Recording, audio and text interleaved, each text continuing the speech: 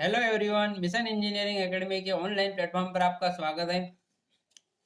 Friends, हमने three phase circuit के MCQ start किए थे, जिसका हमने पार्ट 1 और पार्ट 2 कंप्लीट कर लिया है, जिसमें कम से कम हमने 120 क्वेश्चन कर लिए हैं। अब ये पार्ट 3 होने वाला है, जिसमें हम बाकी बचे हुए क्वेश्चन या बचे हुए एमसीक्यू करने वाले हैं, जो कि थ्री फेज एसी सर्किट के हैं। हम स्टार्ट करते हैं। First question: The delta connection has the advantage of restricting the third harmonic component's currents to। वो क्वेश्चन में क्या पूछा गया है कि जो ट्रांसफार्मर का जो डेल्टा कनेक्शन होता है उसमें क्या एडवांटेज, या फिर कोई सा भी कनेक्शन हो जहाँ पर भी डेल्टा कनेक्शन का रखते हैं, वहाँ पर हमें उस कनेक्शन होने का क्या एडवांटेज होता है। तो उसका ये एडवांटेज होता है कि जो थर्ड हार्मोनिक कंपोनेंट होते हैं वो सिर्फ वो कहाँ पे होंगे, विद इन डेल्टा कनेक्शन होंगे। ठीक है, यहाँ पर ऑप्शन बी होने वाला है कि जो थर्ड हार्मोनिक कंपोनेंट वो कहाँ पर रिस्ट्रिक्ट हो जाएगा, वो डेल्टा कनेक्शन में ही हो जाएगा, मतलब वो फेस में ही फ्लो होगा, लाइन में नहीं जाएगा। अब देखो मैं आपको बता दूं कि होता क्या है कि देखो तो क्या होता है कि हार्मोनिक करंट फ्लो होने के लिए, है ना, हार्मोनिक करंट फ्लो होने के लिए यहाँ पर दो चीज़ों की जरूरत पड़ती है। एक तो क्या होना चाहिए, न्यूट्रल होना चाहिए, और एक होना चाहिए क्लोज पाथ होना चाहिए ना। तो यहाँ पे लिख दूँ for flowing of harmonic current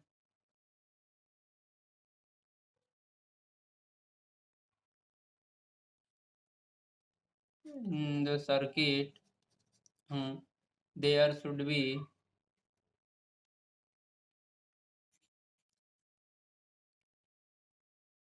there should be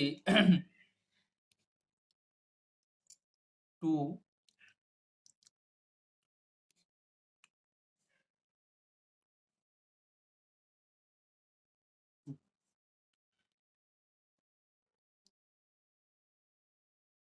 there should be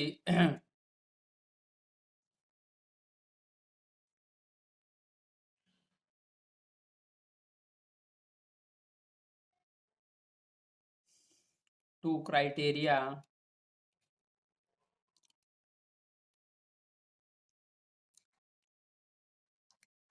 needed. देखो पहला क्या होगा, फर्स्ट होगा यहाँ पर क्या होना चाहिए, एक तो होना चाहिए क्लोज पाथ,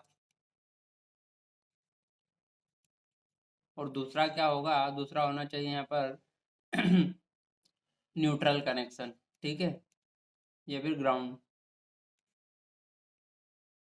न्यूट्रल कनेक्शन। ठीक है, तो क्लोज पाथ यहाँ पर कहाँ पे होगा, तो क्लोज पाथ वो होता है कि इसमें डेल्टा के केस में, तो वो क्या करेगा, क्लोज पाथ में यहाँ पर हार्मोनिक करंट यहीं का यहीं फ्लो होता रहेगा, है ना। और एक होता है न्यूट्रल कनेक्शन। न्यूट्रल कनेक्शन में क्या होना चाहिए, या फिर ये ग्राउंड से ऐसे करके क्या होना चाहिए, कनेक्टेड होना चाहिए, तब जाके यहाँ पर इसको हार्मोनिक करंट को फ्लो होने का पाथ मिलेगा। तो यहाँ पर क्या बोला है कि ट्रांसफार्मर में क्या हो रहा है, यहाँ पर बोल रहा है कि डेल्टा कनेक्शन के यहाँ पर क्या एडवांटेज है। तो देखो डेल्टा कनेक्शन का ये एडवांटेज है कि यहाँ पर क्या है, वो थर्ड हार्मोनी को रिस्ट्रिक्ट कर लेता है। जैसे कोई ट्रांसफार्मर है, मान लो इस प्रकार से, है ना, तो उसमें क्या होगा, और जब हम इनका आपस में से करके कनेक्शन करेंगे, ये इस प्रकार कनेक्शन होगा, तो हार्मोनिक करंट क्या होगा, लाइन में नहीं जा पाएगा, वो यहीं पे रिस्ट्रिक्ट हो रहेगा, मतलब क्लोज पाथ में ही फ्लो होता रहेगा। तो ये एडवांटेज हम बोल सकते हैं कि इसमें होगा, विद इन डेल्टा कनेक्शन होगा।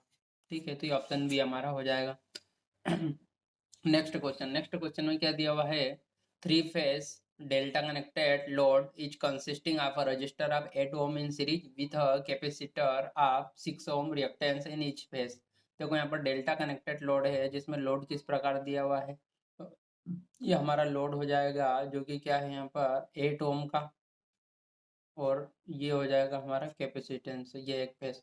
तो ये हो जाएगा हमारा 8 ओम, और ये कितना दिया है, 6 ओम, तो ये हो जाएगा माइनस J6। ठीक है, इस प्रकार से हमारा एक फेज का हो गया। अब आगे क्या पूछा है, line voltage is 173 volt, the phase current will be. यहाँ पर क्या पूछा है, हमको फेज करंट पूछा है, और in case of delta connection, ये हमको क्या पूछ लिया है, फेज करंट पूछा है। तो फेज करंट कितना हो जाएगा, तो हो जाएगा हमारा फेज वोल्टेज डिवाइड बाय पर फेज इम्पिडेंस। फेज वोल्टेज कितना है, तो डेल्टा कनेक्शन के केस में लाइन वोल्टेज ही हमारा फेज वोल्टेज है, तो ये हो जाएगा हमारा 173 वोल्ट डिवाइड बाय इम्पिडेंस कितना है, तो इम्पिडेंस हो जाएगा 8 - j6, 8 - j6, ये हो जाएगा 173। 8 और 6 का यहाँ पर मैग्नीट्यूड फॉर्म क्या मिलेगा, तो वो हो जाएगा 10, है ना। और यहाँ पर ये कुछ एंगल मिलेगा जो भी, तो ये इस प्रकार से कितना हो जाएगा, तो फेस करंट इन मैग्नीट्यूड कितना हो जाएगा, तो फेस करंट इन मैग्नीट्यूड हो जाएगा यहाँ पर 17.3, तो ये मेरा ऑप्शन हो जाएगा option B. In a three-phase balance star connected load, if one of the supply phase gets broken, the phase current and line current will become। यहाँ पर क्या दिया है कि पहले हमको दिया है कि यहाँ पर क्या दिया है हमको हमको यहाँ पर ये दिया हुआ है कि ये थ्री फेस और क्या है, बैलेंस्ड स्टार लोड है ना, बैलेंस्ड स्टार लोड है। और इसमें क्या बोला कि यदि एक सप्लाई फेस क्या हो जाए, ब्रेक हो जाए, है ना, यहाँ पर क्या हो जाए, ब्रेक हो जाए क्या, फेस। तो पूछा है कि phase current and line current क्या होगा, है ना, phase current and line current will become, वो कितने टाइम्स होगा to the previous value respectively. तो देखो जब हमने यहाँ पर थ्योरेटिकल क्वेश्चन देखे थे तब हमने ये देखा था कि हमारा इस प्रकार से स्टार कनेक्शन था।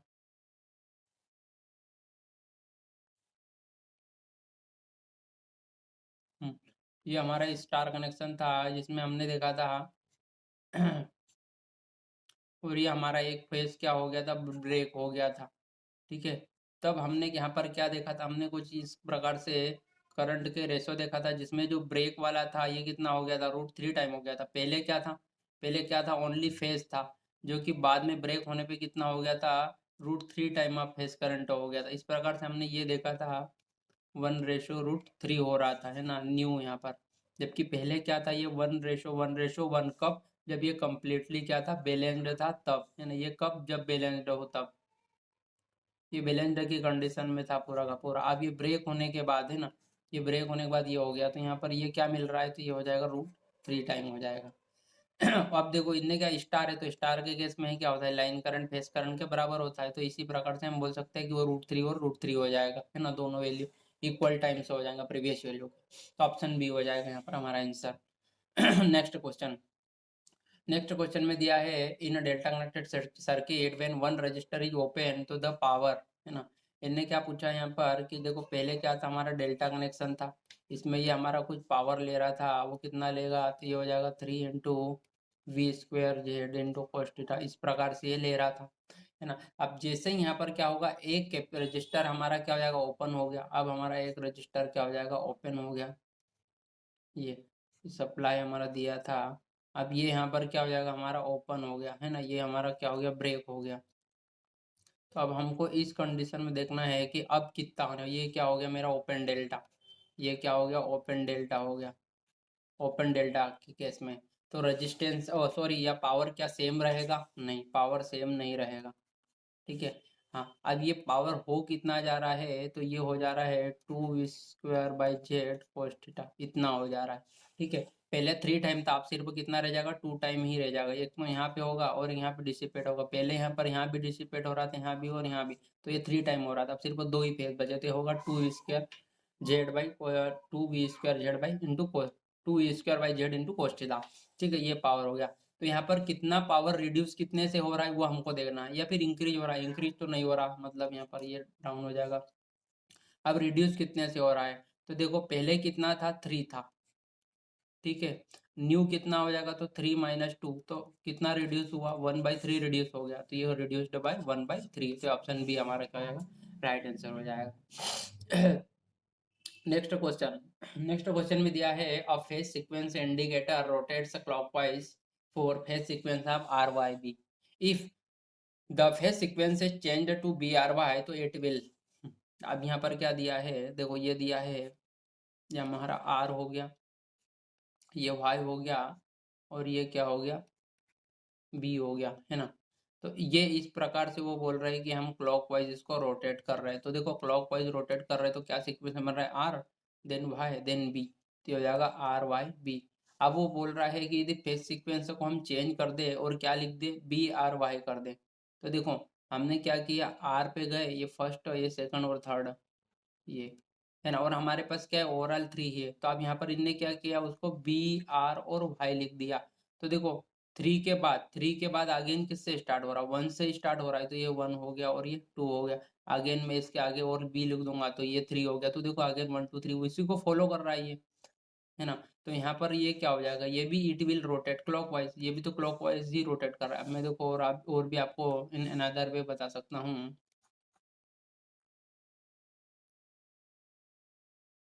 यहाँ पर देखो ये क्या कर रहे हैं, यहाँ पर आप देखो बी से स्टार्ट कर रहे हैं, है ना। ये मेरा बी हो गया 1, ये 2 और ये 3। तो ये देखो ये बी, ये 1 हो गया, ये 2 हो गया और ये 3। तो इसको भी देखो ना, इसी प्रकार से ये भी जा रहा है, क्लॉकवाइज ही रोटेट हो रहा है, इसी प्रकार से रोटेट होगा ये भी।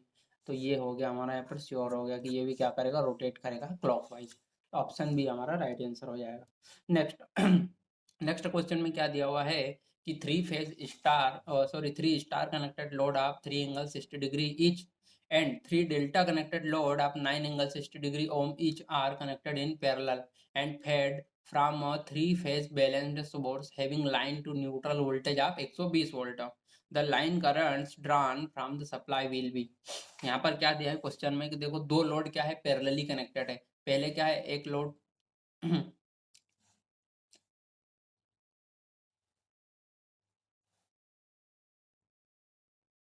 बस देखो यहाँ पर क्या दिया हुआ है कि यहाँ पर दो लोड क्या है, पैरेलली कनेक्टेड है। पहला लोड ये है वो जो कि हमारा क्या है, पैरेलल कनेक्टेड है। तो ये हो जाएगा मेरा पैरेलल कनेक्टेड लोड।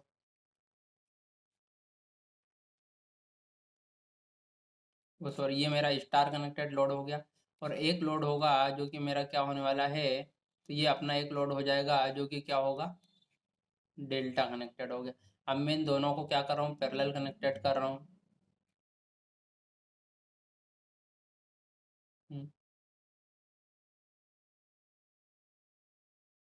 ये दो लोड देखो मेरे क्या है, पैरेलली कनेक्टेड हो गए। अब मैं क्या करूँगा, इनको क्या कर रहा हूँ, सप्लाई दे रहा हूँ। ठीक है, इनको सप्लाई दे रहा हूँ। इस प्रकार से मैं क्या कर रहा हूँ, इनको सप्लाई दे रहा हूँ। तो यहाँ पर मैंने क्या है, यहाँ पर line to neutral voltage, line to neutral यानी कि फेज वोल्टेज दिया है कितना, 120 वोल्ट। कहाँ से कहाँ तक का, ये सिर्फ यहाँ से यहाँ तक का। इसका मतलब मेरा जो लाइन वोल्टेज वो कितना हो जाएगा, वो हो जाएगा √3 × 120। ये हो गया मेरा क्या, लाइन वोल्टेज हो गया। ठीक है, ये कितना है, हम्म, ये 3 एंगल 60 डिग्री। तो ये कितना हो जाएगा, ये हो जाएगा मेरा 3 एंगल 60 डिग्री तीनों फेज में। और ये कितना है, ये हो जाएगा मेरा 9 एंगल 60 डिग्री। इस प्रकार से मेरे को सर्किट दिया हुआ है और ये पूरा का पूरा सर्किट क्या है, बैलेंस्ड है ना। तो मुझे लाइन करंट फ्रॉम मतलब देखना है जो कि ड्रा करेगा फ्रॉम द सप्लाई।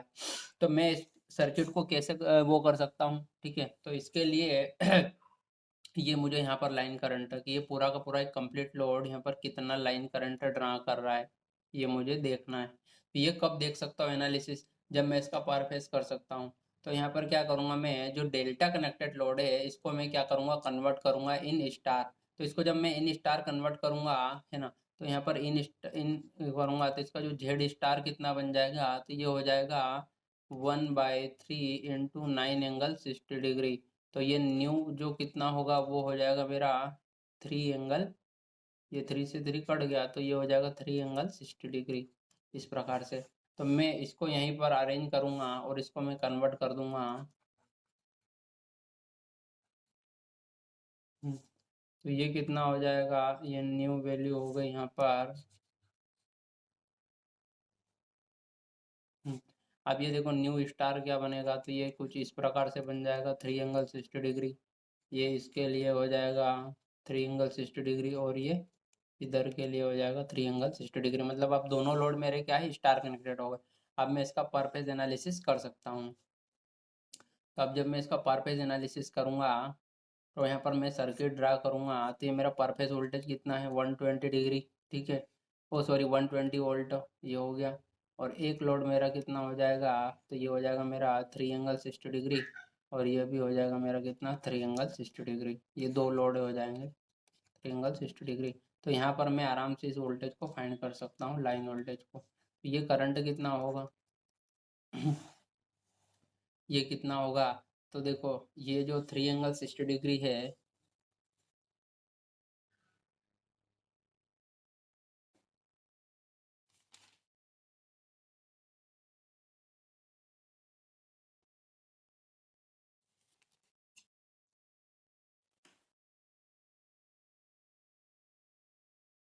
तो देखो इसके लिए भी मैं यहाँ पर करंट निकाल सकता हूँ। देखो यहाँ पर भी 120 वोल्ट है और यहाँ पर भी 120 वोल्ट है।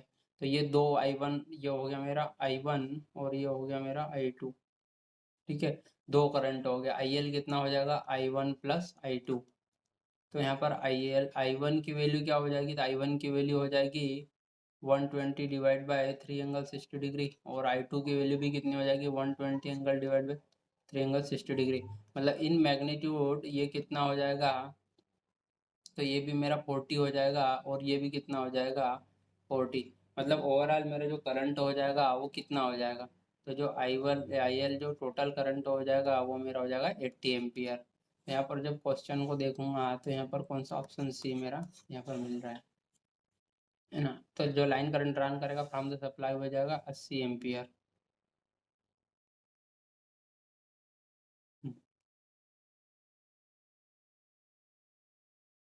Question number 132। इस क्वेश्चन में क्या हो रहा है, जो फेज वोल्टेज है ना, the phase voltage of 3 phase star connected alternator is V। ये क्या दिया है, ये V क्या है हमारा, क्या है फेज वोल्टेज हो गया, क्या है फेज वोल्टेज है। हाँ, by mistake connection of R phase got reversed, है ना, गलती से क्या होगा कि आर फेज का जो कनेक्शन हो गया वो हमारा उल्टा हो गया, रिवर्स हो गया। तो जो न्यू लाइन वोल्टेज जो होगा उनके बीच में क्या रिलेशनशिप आएगा। तो देखो जब भी ऐसे कनेक्शन दिए होते हैं, जब किसी भी जिस भी फेज को हम यहाँ पर रिवर्स कर रहे हैं बाय मिस्टेक, है ना, उसको छोड़कर जो भी लाइन वोल्टेज बनेगा, है ना, वो हमारा 1/√3 से मल्टीप्लाई हो जाता है। ऐसे क्वेश्चन में ऐसे होगा। देखो देखो आर की हेल्प से क्या हो रहा है, आर की हेल्प से एक तो VRY बनेगा और एक बनेगा VBR। ठीक है, तो ये तो हमारे एजिटीज होने वाले हैं। पर एक वोल्टेज ऐसा भी होगा जिसमें आर आर यहाँ पर नहीं रहेगा ना, आर फेस के इसमें कोई भी वो नहीं बनेगा, योगदान नहीं रहेगा, हम ये बोल सकते हैं, या फिर उसका कंट्रीब्यूशन नहीं रहेगा। तो जो आर को छोड़कर बनेगा वो क्या बनेगा, तो वो बनेगा हमारा कितना YB। तो ये वोल्टेज हमारा मल्टीप्लाई हो जाएगा किससे, 1/√3 से। ठीक है, 1/√3 से मल्टीप्लाई हो जाएगा। तो ऐसा कॉम्बिनेशन कौन सा है इसमें, जिसमें वाई आर को छोड़कर वोल्टेज 1/√3 से मल्टीप्लाई हुआ है। तो देखो इसमें तो आर है से और ये भी 1/√3 से मल्टीप्लाई हो रहा है, इसका मतलब ये नहीं होगा। यहाँ पर ये तो पॉसिबल है ही नहीं, क्योंकि रिवर्स कनेक्शन हो गया तो सिस्टम उस प्रकार से यहाँ पर बैलेंस्ड नहीं रहा, है ना। तो ये हमारा हो जाएगा ऑप्शन नेग्लेक्ट। ठीक है, उसके बाद ऑप्शन सी में देखो यहाँ पर भी आर मौजूद है, ये 1/√3 से मल्टीप्लाई हो रहा है, मतलब ये भी हमारा ऑप्शन नहीं होगा। अब ये हमारा नेक्स्ट ऑप्शन है जिसमें देखो आर भी नहीं है, यहाँ पे आर नहीं है, यानी कि वाई और बी है और 1/√3 से मल्टीप्लाई हुआ है। इसका मतलब यही हमारा क्या हो जाएगा, राइट ऑप्शन हो जाएगा।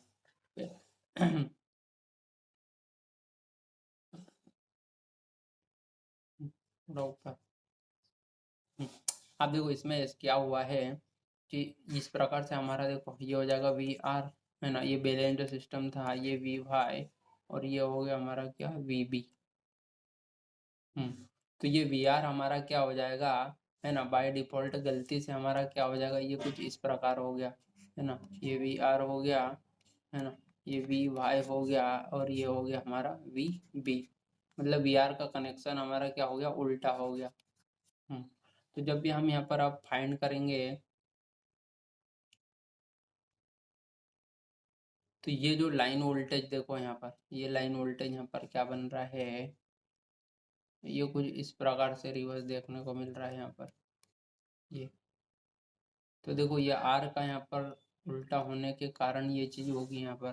ठीक है, यानी कि जो VBY होगा, है ना, VBY जो मिलेगा हमको लाइन वोल्टेज, है ना, वही क्या हो जाएगा, वो हो जाएगा -VR के यहाँ पर इक्वली हमको दिख रहा है, शो हो रहा है। ठीक है, तो ये क्या है यहाँ पर, ये वोल्टेज क्या है, ये हमारा क्या फेज वोल्टेज है, और ये क्या वोल्टेज है, हमारा लाइन वोल्टेज है। ठीक है, अब लाइन वोल्टेज में क्या होता है, लाइन वोल्टेज हमारा कितना होता है, √3 टाइम ऑफ फेज वोल्टेज होगा। तो हम फेज वोल्टेज को क्या लिखते हैं, 1/√3 इंटू लाइन वोल्टेज। तो यहाँ पर लाइन वोल्टेज क्या है हमारा, तो ये हो जाएगा हमारा VBY डिवाइड बाई √3। तो इस प्रकार से हमारा यहाँ पर हम ये जो VR जब गलती से बाई मिस्टेक जब रिवर्स होता है तो हम उसको इस प्रकार से रिप्रेजेंट कर देते हैं। ठीक है, तो ये हो गया हमारा लाइन के टर्म में ये वोल्टेज हो गया। ठीक है, हम इसे अनदर वे इस प्रकार से भी कर सकते हैं, यानी कि बाय पैरेललोग्राम टेक्निक से हम फेजर डायग्राम ड्रा करके भी इसका कैलकुलेशन देख सकते हैं।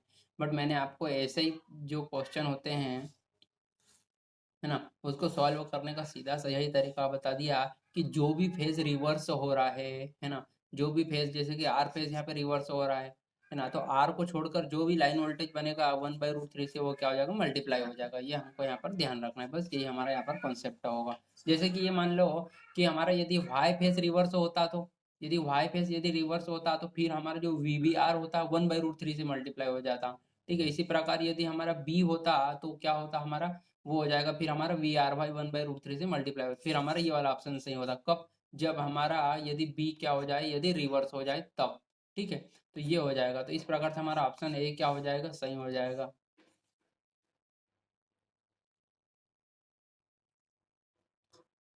अब हम बात करेंगे इसमें क्या दिया हुआ है कि देखो ये वही क्वेश्चन आ गया है कि यहाँ पर क्या हो रहा है, for the three phase circuit shown in the figure, the ratio of the currents IR, IY and IB is given by। तो ये हम आपको जब थ्योरी लेक्चर्स पढ़ाए थे तब हमने इस क्वेश्चन का सॉल्यूशन दिया था आपको, है ना। सिस्टम में क्या दिया हुआ है यहाँ पर, तो देखो यहाँ पर ये लोड और R1 और R2 के R1 ये दोनों लोड यहाँ पर इक्वल है हमारे, और यहाँ पर हमारा क्या है, लाइन वोल्टेज दिया जा रहा है। कहाँ से कहाँ तक, यहाँ से यहाँ तक। यहाँ भी हम लाइन वोल्टेज दे रहे हैं और यहाँ भी हम क्या दे रहे हैं, लाइन वोल्टेज दे रहे हैं। ठीक है, तो यहाँ पर भी हम वोल्टेज इक्वली दे रहे हैं, यहाँ पर भी वोल्टेज इक्वली दे रहे हैं। इसका मतलब जो हमारा आई आर होगा और आई वाई ये दोनों बराबर होंगे, जो कि हमारा क्या हो जाएगा, फेज करंट के बराबर हो गया। ठीक है, और जो आई बी, तो आई बी क्या होगा, तो आई बी हमारा जो होगा वो हो जाएगा फेजर सम, है ना। आई बी क्या हो जाएगा, phasor sum of I R and I Y. तो इस प्रकार से यहाँ पर जो आई बी जो फेजर सम बनेगा आई आर और आई वाई का, वो कितना बन जाएगा, √3 टाइम ऑफ फेज करंट हो जाएगा। तो इन तीनों का जो रेशो बनेगा, I R ratio I Y ratio I B, वो क्या बन जाएगा, तो हो जाएगा 1:1 और ये हो जाएगा √3, है ना। ये देखो ये भी 1 हो गया, 1 × I फेज, ये भी 1 × I फेज और ये हो जाएगा √3 × I फेज। तो हमारा ऑप्शन ए क्या हो जाएगा, यहाँ पर राइट हो जाएगा। आगे नेक्स्ट, इसमें क्या दिया हुआ है, डेल्टा स्टार या star delta transformation transformation technique is applied to. तो ये डेल्टा टू स्टार और star to delta transformation technique कहाँ पे पॉसिबल हो सकती है, तो देखो डेल्टा और स्टार जो कनेक्शन होते हैं वो कहाँ पर होते हैं, वो थ्री फेज में ही पॉसिबल होता है। थ्री फेज मतलब क्या हो जाएगा, थ्री टर्मिनल, थ्री टर्मिनल। तो इस प्रकार से हम बोल सकते हैं कि हो जाएगा हमारा three terminal network, option C. Next, a balanced star connected load of 8 plus J6 ohm per phase is connected to a balanced three phase 400 volt supply. Find the power factor। यहाँ पर हमको क्या पूछा गया है, पावर फैक्टर पूछा गया है ना। अब देखो क्वेश्चन में क्या दिया हुआ है कि बैलेंस्ड है। ठीक है, ये क्या है, बैलेंस्ड है, मतलब पर फेज तीनों में क्या हो जाएगा, हमारा सेम लोड होगा, मतलब हमारा पावर फैक्टर तीनों फेज के लिए सेम हो जाएगा, मतलब ओवरऑल लोड के लिए हमारा पावर फैक्टर क्या हो जाएगा, एक ही वैल्यू आएगी जो कि कॉमन वैल्यू होगी। अब यहाँ पर हमको लोड दिया हुआ है वो कितना है, 8 + J6। हम क्या जानते हैं कि जो पावर फैक्टर होगा cos थीटा वो क्या होता है, R/Z। आर क्या है यहाँ पर, रेजिस्टेंस हमारा कितना हो जाएगा 8, और जेड कितना है, तो ये हो जाएगा 8 का स्क्वायर प्लस 6 का स्क्वायर। इसी प्रकार ये कितना हो जाएगा, इसको सॉल्व करेंगे तो ये हो जाएगा 8/10 यानी कि 0.8, ये हमारा क्या होगा, पावर फैक्टर। अब हम हमारा पावर फैक्टर लीड होगा कि लेग होगा, ये हम कैसे डिसाइड करेंगे, तो देखो हमारा जो इंडक्टिव रिएक्टेंस है एक्स, जो कि क्या है, पॉजिटिव है। एक्स पॉजिटिव है, इसका मतलब वो क्या है, इंडक्टिव रिएक्टेंस है, इंडक्टिव रिएक्टेंस है ना। ये इंडक्टिव रिएक्टेंस है, इसका मतलब क्या होता है कि हमारा जो पावर फैक्टर होगा इन नेचर क्या होगा, लेगिंग होगा। तो यहाँ पर क्या हो जाएगा, पावर फैक्टर 0.8 लेगिंग। तो कौन से ऑप्शन में 0.8 लेगिंग है, तो ऑप्शन बी हमारा सही होगा। ठीक है, तो इस प्रकार से हमारा क्वेश्चन क्लियर हो गया। अब नेक्स्ट नेक्स्ट क्वेश्चन में क्या दिया हुआ है, for a star connection network consuming power of 1.8 kilowatt and power factor 0.5, the inductance and resistance of each coil at a supply voltage of 230 volt 60 hertz is. यहाँ पर हमको किसकी वैल्यू फाइंड करना है, तो देखो सबसे पहले तो हमें इसे इसमें क्या फाइंड करना है, तो हमें इसमें तो एक तो इंडक्टेंस फाइंड करना है और एक रेजिस्टेंस फाइंड करना है। ठीक है, ईच कॉइल एट तो स्टार कनेक्शन है तो हमको पर फेज हर एक कॉइल में का रेजिस्टेंस और इंडक्टेंस कितना होगा, यानी कि हमको पर फेज फाइंड करना है। हमें क्या दिया हुआ है, तो देखो हमें ये दिया हुआ है कि जो पावर कंज्यूम किया जा रहा है वो कितना किया जा रहा है, तो वो किया जा रहा है 1.8 किलोवाट, और जो पावर फैक्टर है वो कितना है यहाँ पर 0.5 है।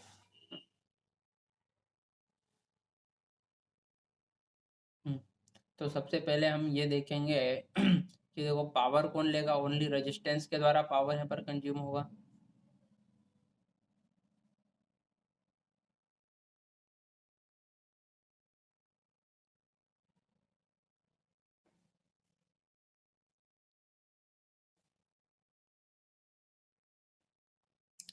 इसको हम सॉल्व कर सकते हैं, देखो एक तो हमारे पास ये टेक्निक भी होगी, v²/z/cos थीटा। ठीक है, पावर हमको दिया हुआ है कितना 1800, is equal to voltage, voltage हमको सप्लाई वोल्टेज कितना दिया है 230 वोल्ट।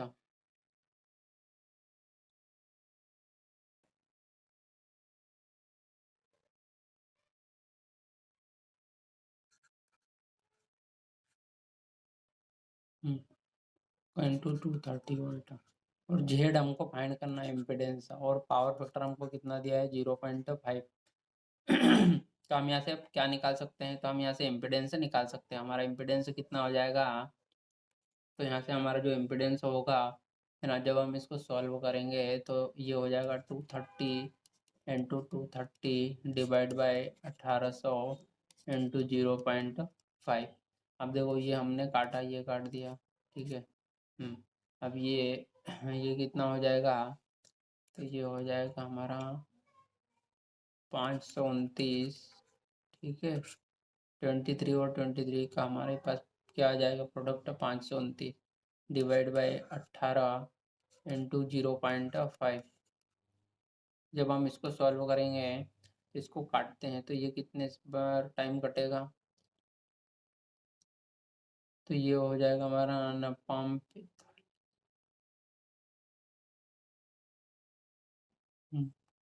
नाइन से नहीं कट रहा है ये। तो इसको जब हम काटते तो हो जाएगा 14.75 ओम, ठीक है। ये हमारे पास किसकी वैल्यू आ गई यहाँ पर, इम्पिडेंस की वैल्यू आ गई, ठीक है।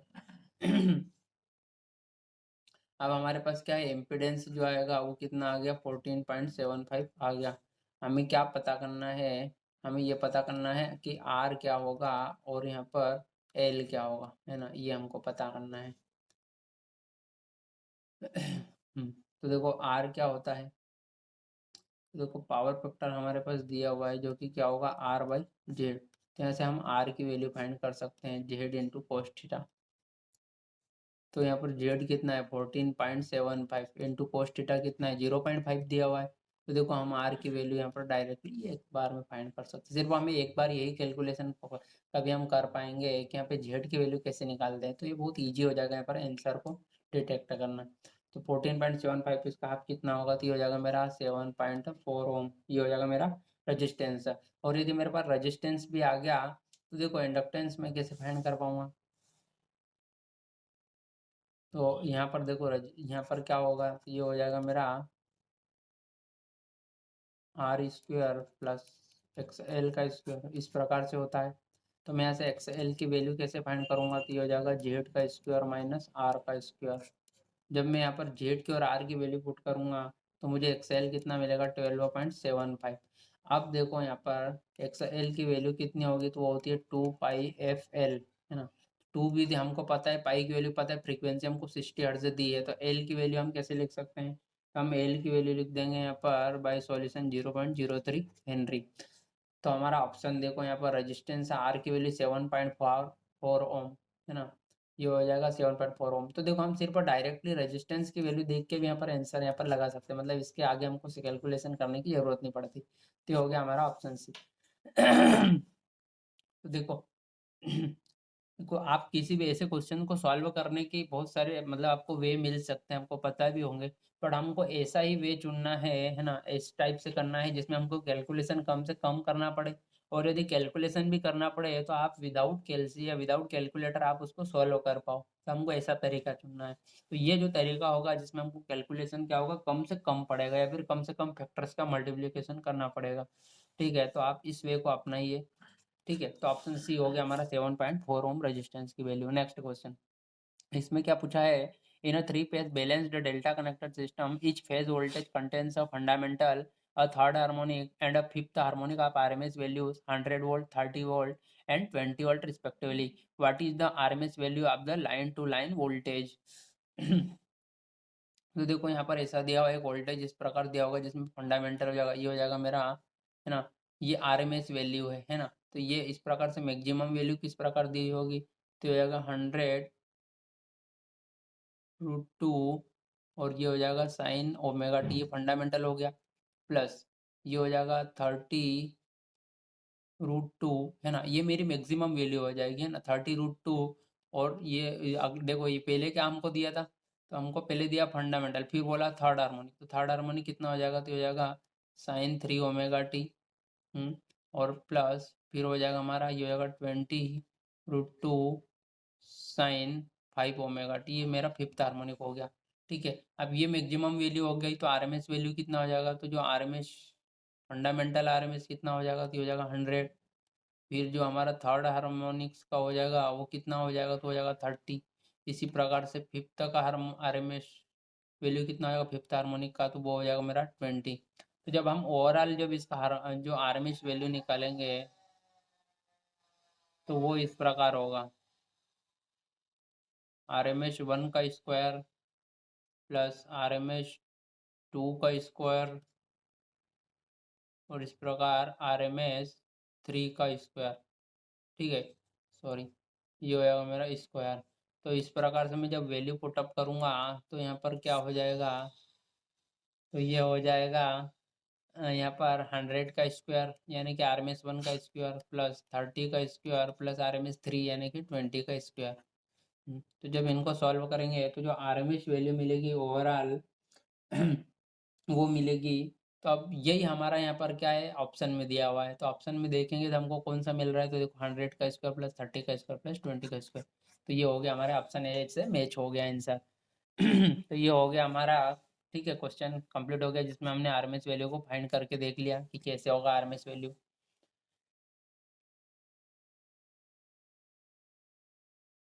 नेक्स्ट क्वेश्चन में क्या दिया है, 324 microfarad capacitor are connected in star, ये तीनों के तीनों क्या है, कनेक्टेड है इन स्टार, ये हो गया तीनों कनेक्टेड हो गए in star. Across of 400 volt 50 hertz three phase supply. What value of capacitance must be connected in delta in order to take the same line current, same line current लेने के लिए हमको इसको डेल्टा कनेक्शन में देखना है।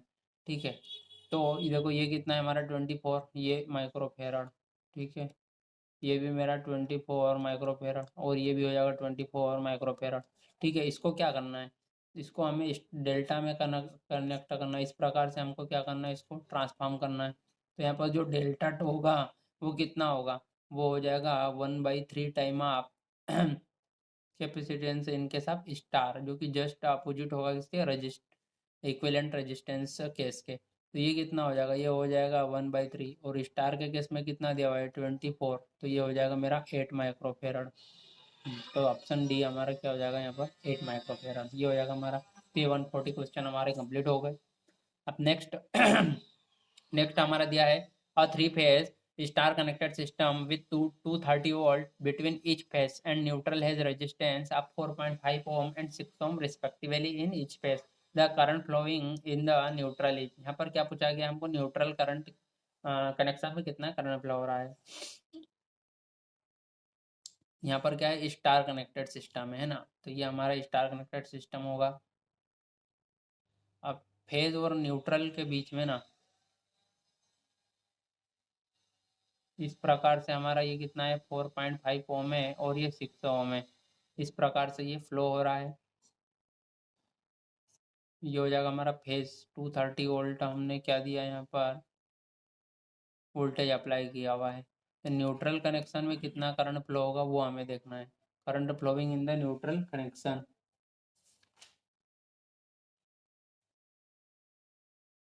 तो neutral connection में जो करंट फ्लो होगा वो हो जाएगा हमारा phase voltage divide by total resistance. तो फेज वोल्टेज कितना दिया हुआ है हमको, तो फेज वोल्टेज हो जाएगा हमारा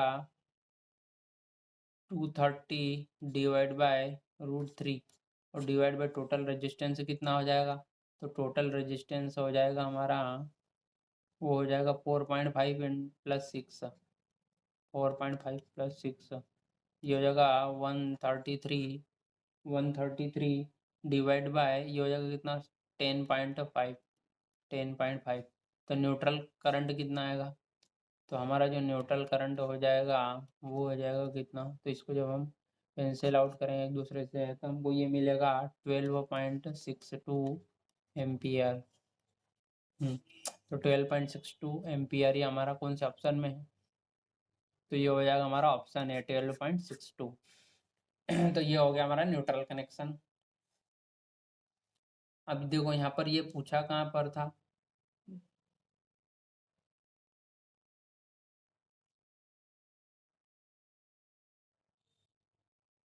ठीक है, तो ये इस प्रकार से ये हमारा न्यूट्रल कनेक्शन था, ये ओवरऑल ही हमको पूछना था।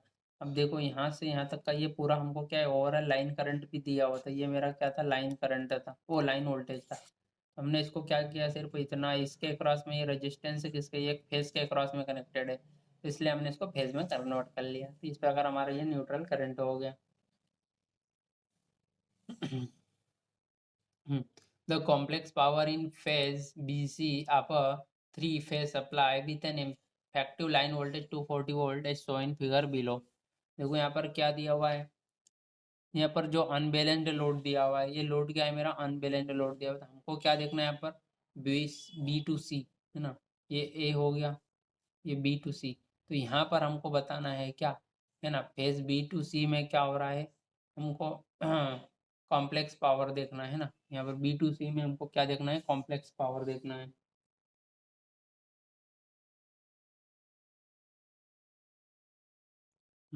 यहाँ से यहाँ पर हमको जो कॉम्प्लेक्स पावर देखना है, तो पहले हम वोल्टेज देख लेंगे, बी टू सी वोल्टेज कितना है, बी टू सी वोल्टेज है मेरा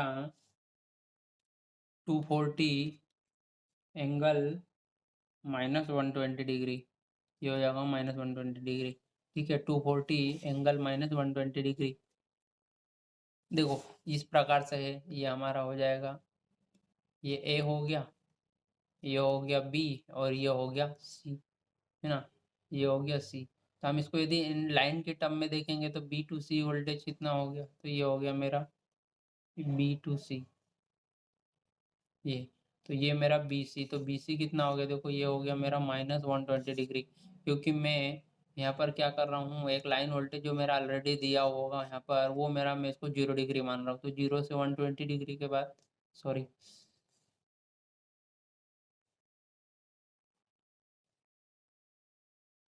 वो क्या इधर कहीं 30 डिग्री से लीड कर रहा होगा मेरा, तो ये यहाँ से स्टार्ट होकर यहाँ तक ये कितना, ये इतना यहाँ तक 90 है, पर ये ओवरऑल कितना होगा, -120 डिग्री। तो ये मेरा मैग्नीट्यूड हो गया 240 डिग्री, और एंगल कितना होगा बीसी का, -120 डिग्री।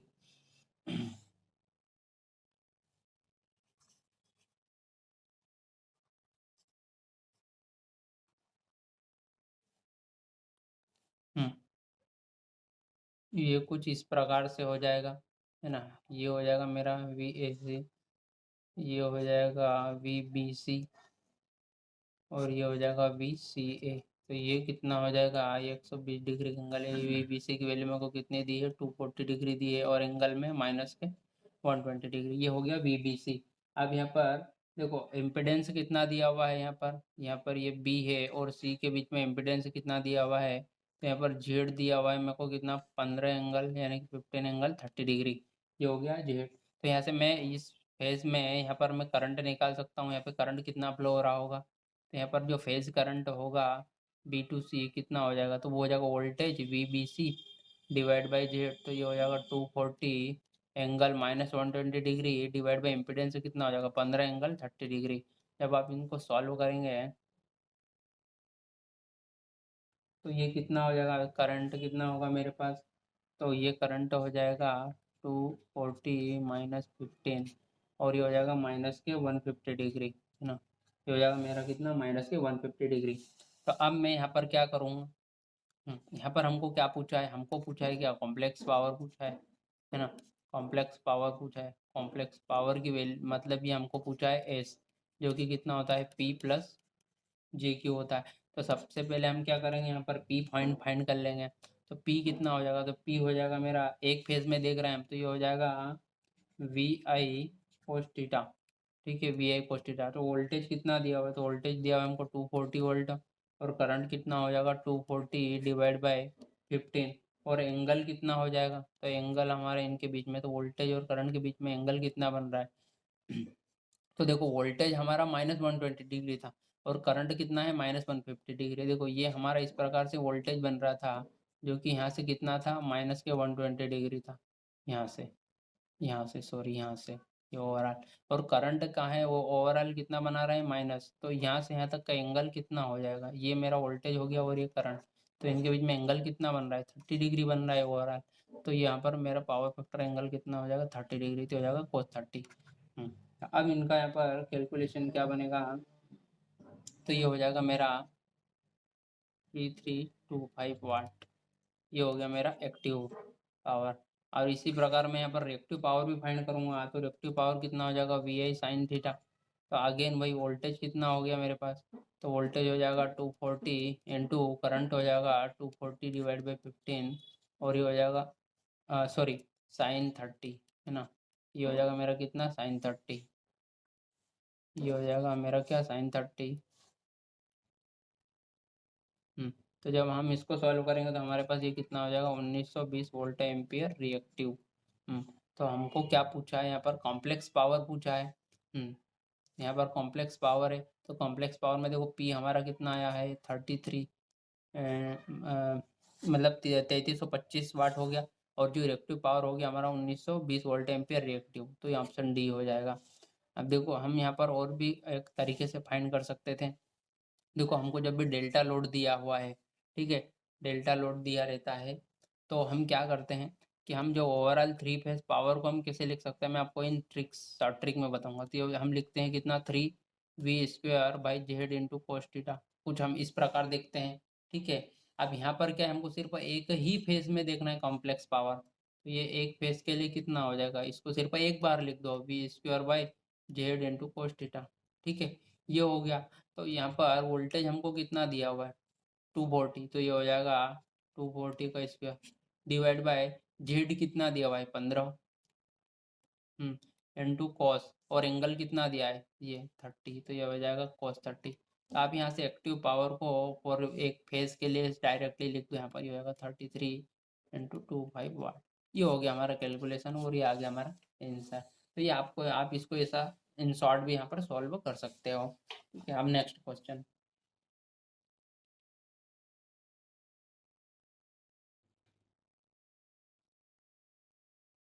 नेक्स्ट क्वेश्चन में क्या दिया हुआ है, a star connected load has balanced currents with A C B phase sequence of I A, I B and I C, जिनमें तीनों की हमको वैल्यू दी है। Which of the sequence component is zero.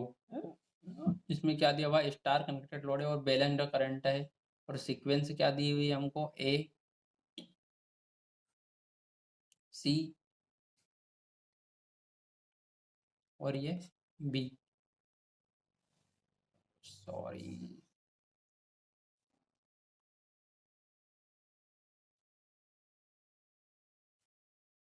हाँ, ये हमारी क्या हो जाएगा, बी।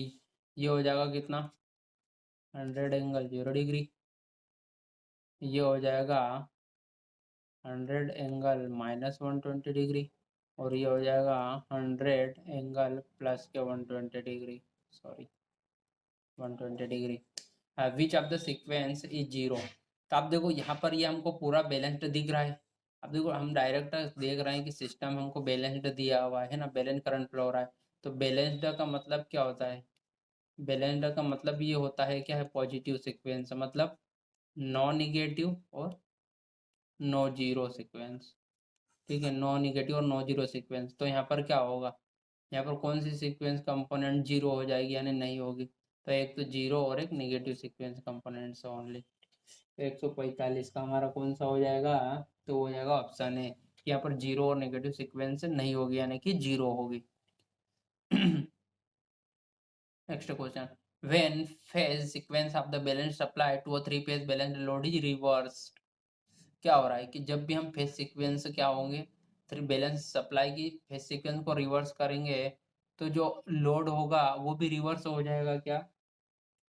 तो जो टोटल पावर कंज्यूम्ड होगा वो क्या होगा, इसके बारे में हमको यहाँ पर कुछ कॉम्बिनेशन दिया है। देखो पहले क्या पूछा है, फेज पावर आर चेंज्ड, ठीक है, तो नहीं, फेज पावर नहीं चेंज होगा, ठीक है। इस पर phase current change in magnitude only, नहीं, ये भी सेटिस्फाई नहीं कर रहा है। Phase current change in magnitude and angle, और total power consumed remains unchanged, तो यस, जो टोटल पावर कंज्यूम किया जाएगा वो अनचेंज्ड होगा।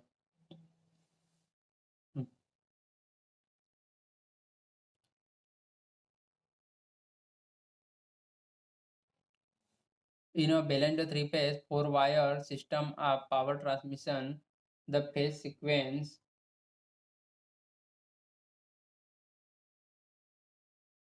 in a balanced three-phase four-wire system of power transmission, the phase sequence is RYB. If the voltage of R phase is 400 angle 0 degree, then the voltage of B phase is, तो वो कितना होगा B phase के लिए, यदि sequence हमारी R Y और B होगा, तो आर वाई बी, तो देखो ये आर है, ये वाई है और ये बी है, ये आर, ये वाई और ये बी, तो ये एंगल इधर से कितना लिखा जाएगा, प्लस के 120 डिग्री लिखा जाएगा। तो यहाँ पर प्लस के 120 डिग्री कहाँ पर है, नहीं है, इसका मतलब हम इधर से ही लिख रहे हैं, जो कि कितना होगा माइनस के 240 डिग्री, तो माइनस के 240 डिग्री कहाँ पर है, ये है, तो ये हो जाएगा 400 माइनस एंगल माइनस 240 डिग्री, ये हो गया, ठीक है। तो ये हो गया हमारा फेज सीक्वेंस के हिसाब से कितना हो जाएगा, 400 एंगल माइनस 240 डिग्री। नेक्स्ट इसमें क्या दिया हुआ है, consider a delta connection of resistors and its equivalent star connection is showing below. हमने क्या माना है, एक डेल्टा कनेक्शन माना है और उसी का हमने स्टार कन्वर्जन भी दे दिया है। If all elements of the delta connections are scaled by a factor K, यदि हमने क्या करें, हम डेल्टा कनेक्शन के सारे को हम यदि के से मल्टीप्लाई कर दें, इसको भी के से, इसको भी के से और इसको भी के से, ठीक है, तो the element of the corresponding star equivalent will be scaled by, इसको आप कर देंगे ना। अब फिर अब हम इसको यदि star delta to star conversion करेंगे तो इसके बीच में क्या मतलब रिलेशन आएगा, इसका के से क्या मतलब स्केल्ड किया जाएगा, या फिर कैसे इसको मल्टीप्लाई किया जाएगा, हम कैसे लिख सकते हैं, इसके बारे में देखना है। तो सबसे पहले हम क्या करेंगे, सबसे पहले हम क्या करने वाले हैं यहाँ पर, कि हम पहले नॉर्मली देखते हैं यहाँ पर, तो हमको जो आरसी मिलेगा है ना, पहले हम आरसी देख रहे हैं, ये वाला आरसी फाइंड कर रहे हैं, तो आरसी क्या आ रहा है यहाँ पर, तो आरसी आ रहा है यहाँ पर R A into R B divide by R A plus R B plus R C, ठीक है। अब हम क्या कर रहे हैं, यहाँ पर के का मल्टीप्लाई कर लेते हैं, ठीक है, के का मल्टीप्लाई कर लेंगे, तो यहाँ पर आर सी डैश फाइंड करेंगे हम, आप आर सी डैश फाइंड करेंगे, यहाँ पर के का मल्टीप्लाई कर दिया तो ये कितना हो जाएगा, ये हो जाएगा के इंटू आर ए और ये हो जाएगा के इंटू आर बी और ये हो जाएगा के आर ए,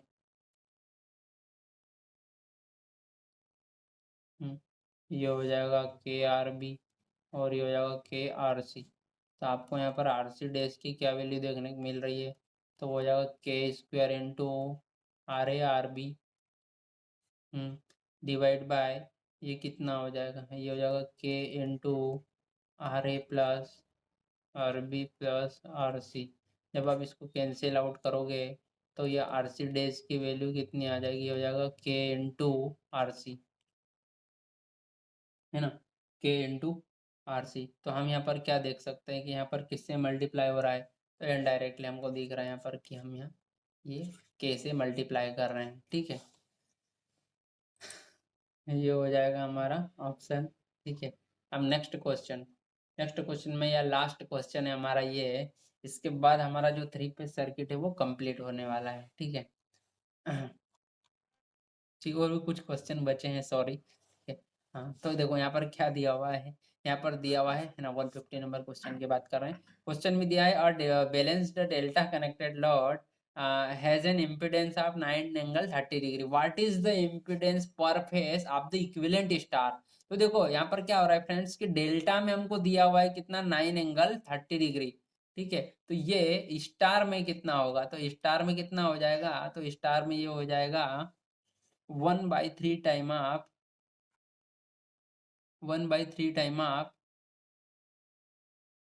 डेल्टा, ठीक है। तो ये कितना हो जाएगा 1/3 इंटू 9 एंगल 30 डिग्री, तो ये हो जाएगा देखो 3 एंगल 30 डिग्री। तो ये हो जाएगा मेरा कितना 3 एंगल 30 डिग्री, तो ये हो जाएगा ऑप्शन सी 3 एंगल 30 डिग्री। तो ये तो बहुत नॉर्मल कैलकुलेशन है। हाँ आप देखो लास्ट यहाँ पर क्वेश्चन है, ये अच्छा क्वेश्चन है, क्वेश्चन नंबर 152। तो इसमें क्या दिया है, total power consumed by the circuit Son is. तो यहाँ पर पावर कंज्यूम्ड पूछा, टोटल पावर। और देखो पावर की बात की गई तो हम ऑप्शन में देख रहे हैं पावर वाट में दिया है, इसका मतलब हम किसकी बात कर रहे हैं, एक्टिव पावर की बात कर रहे हैं। किसकी पावर, कौन से पावर की बात कर रहे हैं, एक्टिव पावर की। तो मैं आपको बता चुका हूँ कि जो एक्टिव पावर है किसके द्वारा कंज्यूम किया जाएगा, ओनली रेजिस्टेंस के द्वारा। यहाँ पर पावर कंजम्पशन जीरो होगा और यहाँ भी पावर कंजम्पशन क्या होने वाला है, जीरो होने वाला है। इसका मतलब यहाँ पर जो पावर का कंजम्पशन होगा वो किसे लिखा जाएगा, तो इसके अक्रॉस में, यानी कि हो जाएगा हमारा I²R, या फिर हम बोल सकते हैं V²/R। तो यहाँ पर हमको क्या दिया हुआ है, वोल्टेज दिया हुआ है,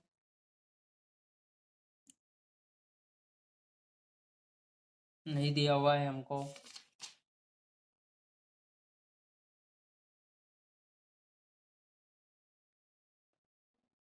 हम्म, हाँ हमको यहाँ सॉरी वोल्टेज दिया है जो कि हमारा क्या है 400 वोल्ट है, जो कि लाइन वोल्टेज है। तो देखो यहाँ से यहाँ तक का वोल्टेज हमको क्या दिया है, लाइन वोल्टेज दिया हुआ है, कितना दिया हुआ है 400 वोल्ट दिया हुआ है। और यहाँ पर इस प्रकार से करंट फ्लो हो रहा है। तो ये हो जाएगा मेरा कितना 400² डिवाइड बाई आर, यानी कि 100।